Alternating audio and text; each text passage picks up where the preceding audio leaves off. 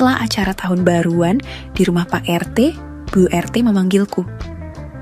"Jangan pulang dulu," katanya.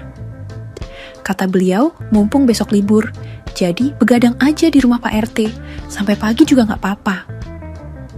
"Lagian, kamu kan masih jomblo kan, Din? Pulang juga gak ada siapa-siapa," kata beliau kepadaku. "Temenin ibu ngobrol saja, Din. Males sendirian. Tuh bapak-bapak pada asik main kartu," tambahnya. "Tapi Bu, Udin sudah terlanjur pamitan sama Pak RT, gimana dong?" balasku bertanya. "Udah gampang, ntar ibu yang bilang ke Pak RT kalau kamu mau bantuin ibu nyuci perabotan." Bu RT bilang gitu sembari menarikku agar tidak jadi pulang malam itu sambil beliau tersenyum. Syukuran malam tahun baru, biasanya memang warga di kompleks ini pada bikin acara kumpul-kumpul. Biasanya acara memang diselenggarakan di rumah Pak RT. Dari bada isya, bakar-bakar ikan, dan makan-makan. Tapi saat itu sudah pukul 1 dini hari, jadi warga udah pada pulang, kecuali bapak-bapak main catur dan kartu.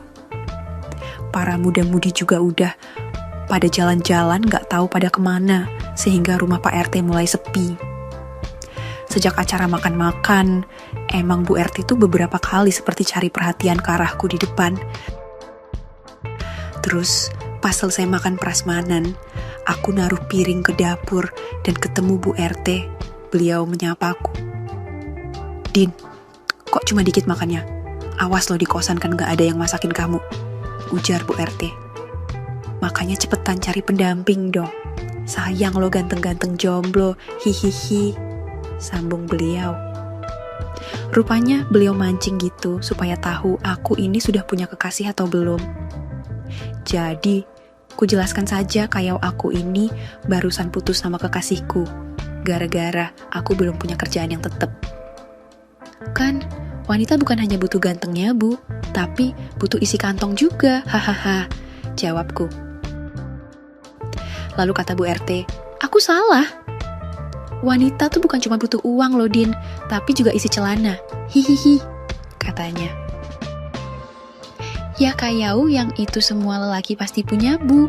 Tapi buktinya Udin putus karena duit," timpalku. "Itu kan karena kamu sama mantan belum nikah, Din. Kalau sudah rumah tangga pasti beda cerita." Bu RT akhirnya jadi curhat tentang Pak RT suaminya. Walau isi dompetnya tebal tapi isi itunya tipis. Hehehe. Gara-gara ngobrolin masalah itu dan semakin menjurus kemana-mana, aku jadi terpengaruh rasanya. Apalagi Bu RT pakai nanya segala, punya Udin tebal apa tipis, sembari sesekali nyubitin tanganku gemes. "Ya kalau dompet Udin sih tipis, Bu, kan belum kerja, tapi kalau yang lainnya dijamin lebih tebel deh." Jujur saja, aku ini lelaki yang beruntung dalam hal penampilan dan perawakanku. Aku tinggi, gagah, tapi memang dari sisi nasib dan kerjaan aku gak beruntung. Sebab aku cuma tamatan SMP dan belum kerja. Walau aku sudah kerja serabutan, tapi menurut Rina, mantanku, itu sih bukan pekerjaan. Kecuali kalau aku kerja ASN atau di perusahaan swasta, barulah kata Rina, aku punya pekerjaan tetap yang menjamin. Makanya Rina minta putus, alasannya ortunya gak mau punya menantu pengangguran seperti diriku. Gak terasa akhirnya aku jadi curhat juga sama Bu RT. Lalu kata beliau punya solusi untukku. "Ntar deh, Ibu suruh Pak RT nyariin kamu kerja, Din.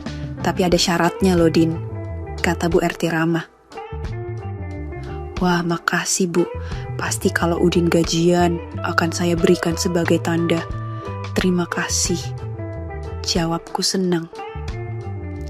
"Ih, syaratnya bukan soal gaji dan duit, Din. Itu mah Ibu sudah punya dan berlebihan selama ini."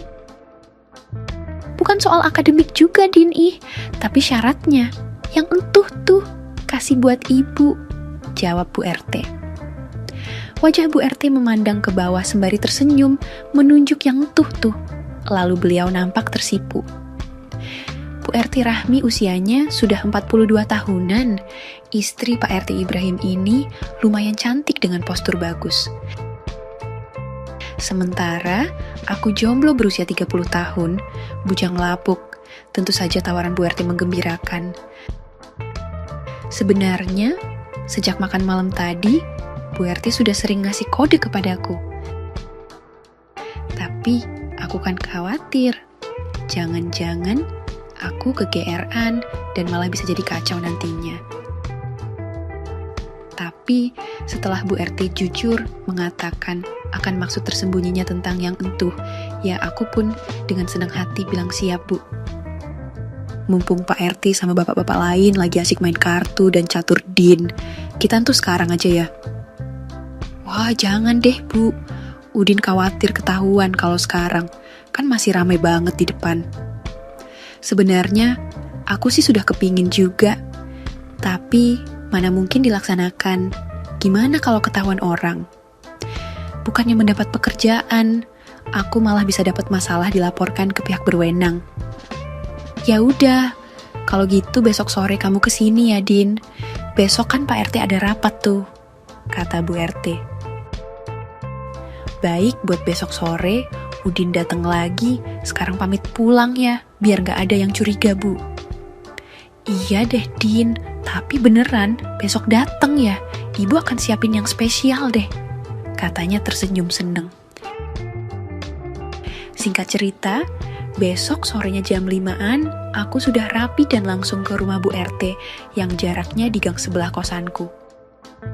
Bu RT menyambutku dengan wajah yang gembira, lalu menyuruhku langsung masuk aja ke ruang tengah. Pak RT mana, Bu?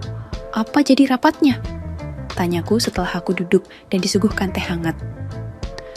Bapak barusan pergi, Din. Jadi rapat awal tahun di kantor kecamatan sampai malam, jawabnya. Di rumah Bu RT sedang sendirian, karena Empok Wati pembantunya sudah disuruh Bu RT belanja bulanan. Sehingga terbuka kesempatan khusus itu untuk kami melaksanakan niat yang dijanjikan semalam. Habiskan tehnya, Din, terus kita pindah ke dalam ya. Ibu sudah gak sabar pinta Bu RT saat itu. Sore itu, aku pun memberikan semua yang diinginkan Bu RT, dan Bu RT janji aku bakal dikasih pekerjaan. Kalau tahu kamu sepinter ini, mending kamu kerja di sini aja, Din. Jadi sopir keluarga mau? Tanyanya. Kebetulan Pak Basuki, sopir yang sekarang, minta berhenti karena mau buka usaha di kampung. Ya, aku bersyukur saja dan kuterima tawaran Bu RT, dan Bu RT tambah gembira mendengar jawabanku. Jadi, kamu kan gak perlu ngekos lagi, Din. Bisa tinggal di rumah ini karena ada kamar sopir, ujarnya. Sejak saat itu aku pun resmi diterima bekerja jadi sopir keluarganya Pak RT Ibrahim dan Bu RT Rahmi.